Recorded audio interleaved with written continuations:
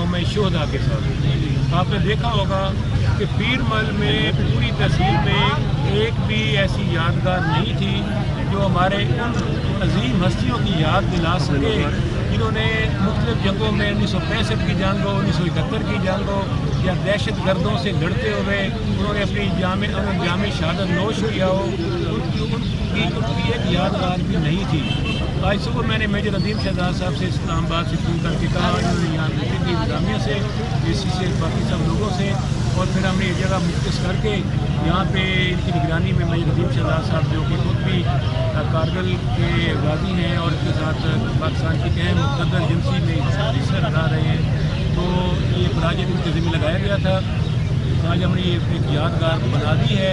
ये इब्तदाई तौर पर आज चंद घंटों में बनाई गई है, तामीर की गई है। इसके इंशाल्लाह आइंदा चंद हफ्तों के अंदर बेहतरीन इसको मुज़य्यन करेंगे खूबसूरत टाइल्स के साथ, दरख्तों के साथ और फूलों के साथ। और आइंदा इन फ्यूचर पीरमल में जितनी भी तकरीब होंगी पाकिस्तान से मुतल्लिक़ हम सबको यहाँ पर मनाएंगे। और पीरमल के लोग जो जिंदा दिल लोग हैं और इस हल्के के लोग NA 113 के भी जिंदा दिल लोग हैं गमालिया पीरमल के, तो इनको एक हमें जगह फराहम कर दी है। इंशाल्लाह यहाँ पे हम आइंदा शुहदा का दिन मनाएंगे और सारी तकरीब